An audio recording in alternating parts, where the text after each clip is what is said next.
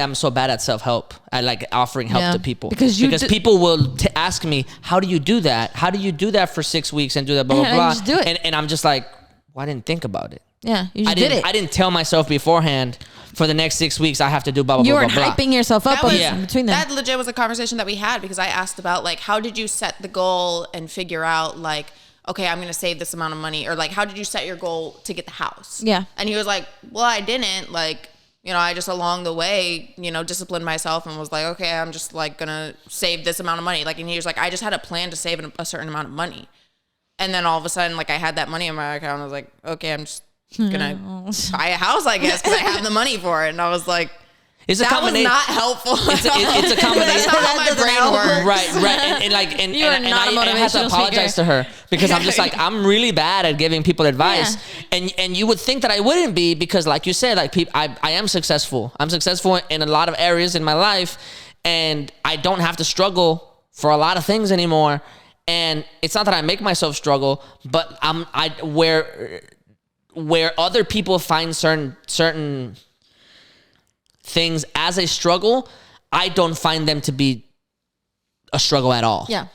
You know what I mean? So like the moment I make a decision about whatever, let's say it's a project or a new idea or whatever it is, the moment I make that decision, my mind goes, what do you need to make that decision? Let's go backwards and go and get there. You know what I mean? Let's start at the decision and go backwards. Like, what are you gonna need? And then so then I'll go da da da da da da da da. And by the time that I get to where I am now, I'm like, oh, okay. So then I'll just have to do this and that. And like, I don't have to then say like, oh, I'm struggling right now because I'm not eating what I want to eat. I'm just like, I'm very curious. 2 weeks later, I'm like, oh, this is just what I've been doing. It doesn't. Yeah. I can't like put it into paper. And you know what's crazy, I can't like put it into. So when you ask me, I'm like, I just did it. It seems to me like the people are, I guess, maybe naturally overthinkers. You don't seem to be that kind of person. You are a good... Would you agree with that? Yeah. Yeah, because I feel like, because for instance, you and I have literally talked about how we overthink such a it can be making chicken for the next day, and we're like, but what if I gotta do this, and then we're like, but wait, what about this thing? And then it's like we just constantly keep bombarding that simple situation of you gotta do A, B, C, and D to get there, like you do. And we go, yeah, but like, what if A had another mini A or something? Or like, I don't do a lot of what ifs. Like, and I don't do a lot of what ifs. And we do that a lot. I have constant, like, what ifs are everything that's running through my mind, and it sucks. Yeah. What ifs or if I do what ifs, they're very exciting. They're not. They're not like what ifs that like cripple me. Like if I had saved up a certain amount of money for the house and I'm like, I don't know, maybe I'll travel with it. Maybe I'll quit my job. Maybe I'll just go on a road. Maybe I'll just do something, right? And then when the pandemic hit, it created an opportunity and I started having some conversations with some people and they were like, well, you could do this. And I was like, what if? And so it was an exciting what if. If I do it, it's an exciting what if. It's not necessarily a what if of like, what if everything goes to shit? What if a bus hits me tomorrow? What if I don't think about, it just doesn't, my mind doesn't do that. And I think it goes back to what I said earlier. The goal for me is more important than everything before it. Okay, yeah. Like absolutely everything before it. To a detriment. It is. I mean, if you ask some of my ex-girlfriends, they'll tell you like, oh, well, our relationship ended because of your goals. Yeah. And I'm very comfortable with that. Yeah. I'm very comfortable with the idea of being like, oh yeah, that's true. You sacrificed a lot. Yeah. But I wouldn't even go to the point of But again, I wouldn't call it a sacrifice. I was about to say that. I'd be like, that's what I needed to do to get here. And this was more important. Like a sacrifice, but it isn't really a sacrifice. They might have thought about it as a sacrifice. And you just were like, this is just what I gotta do. Yeah. Like this is step A. I consider myself more a pragmatist than a idealist. Yes. You know what I mean? I'm just like, that's what I want. I'm gonna go for it. Bless you and your heart, because and I don't fucking hard. And to be fair, sometimes I fail. Like I have failed before. But I'm sure failure doesn't fit. I think I had this conversation with you a long time ago. If it wasn't with you, it was with one of the people that I coach. But I was like, there's a difference between failure and defeat. Do You know what I mean? Yes. I have failed more times than I have succeeded. But failure is an incident. Yeah. Defeat is a mentality. Yes, absolutely. You know what I'm saying? So like, I don't ever feel defeated. I can fail as many times as whatever, right? Yeah. And I have failed a lot, but I've never felt defeated by my failures. You know what I mean? Absolutely, yeah. I've, if anything, I have felt more energized by my failures. I'm like, oh, y'all really think y'all gonna keep me down like that? Okay, watch me. Like, I get more passionate. You get more of a drive to do that. Or I feel more like my pride comes in, and I start telling myself like, oh, like, I can't believe you didn't think about that. Like, I really did catch you off guard. Like, you're better than that. You're smarter than that. You should have been able to catch that. Try it again. You know what I mean? But so failure and defeat are two completely different things for me, and they don't even live in the same realm. Failure is completely acceptable. Yeah. I am more than willing to fail over and over and over and over and over and over and over again, and I have no problem with it. You will never, though, catch me saying like, I'm defeated, I want to give up. Yeah. That's a completely different feeling. It doesn't even come into my... I've never felt that. Yeah. You know what I mean? And that's why, like, I have felt depression. I have been depressed, but I don't think that I can be diagnosed as a person with depression. Because I think they're two different things. You know what I mean? Like, for somebody like myself, I on the contrary have not contrary, but I do agree with like, failure is part of the growing process. They're part of the growing pains. That's what you have to go through to be able to do pretty much anything.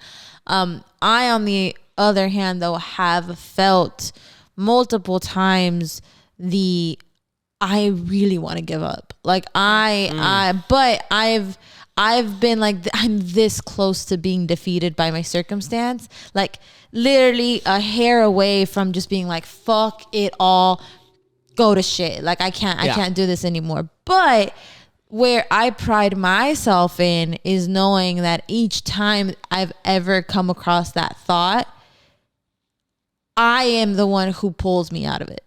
So, as you should be. So where I find a lot of like motivation is not necessarily in how many times I've failed, but how many times, because it's happened a lot, because I don't think my psyche is all as like strong-willed as yours. So I tend to go through a lot of these like, fuck, I really want to give up right now. Like not a lot, but like enough times for me to remember them, and enough times for them to be significant. Because had I given up, I wouldn't be where I'm at right now. Had I given up certain things, I would be living a very different life than what I'm living right now. Maybe. Right. I've given up once. I gave up one time, and the reason I gave up was not because of my. It was because of a circumstance. I gave up once because legally I was bound by something, and I couldn't find a way around it. Yeah. And that defeated me. Yeah. Like, that mentally like brought me to my knees. You know what I mean? But so I was like, you know what? In order for me to like, I still have all these goals and this and that, but now I feel pain. Like, I feel like emotional pain by not being able to achieve these things because of something that is out of my control. So, I said, you know what? The solution is don't like put the goals in the trash. Yeah. And just live a life of serendipity and do whatever it is that you want. And like, and like face the consequences as they come. Don't think anything larger than yourself. Yeah. And it made me depressed. Yeah. So like, I gave it up, and in that, I think it was like a year where I gave it up, and I kind of went on like a self-destructive wave. Yeah. Unknowingly. At the end of that, like thinking back retrospectively, I'm like, no, I can't give that up because maybe unhealthily so, these things are part of my identity. Yeah. And I can't afford to not have those things in my life because I'm a worse person without them. Yeah. And I mean like literal worse person. Like I would like mentally I was in a bad place, physically I was in a bad place, but also like the way that I interacted with other people, the way that I thought about other people, the way I treated other people, it was just not. That's where that whole concept of like, you can't be diagnosed with depression, for instance. But for me, every single time I've come close to failure was because of my depression.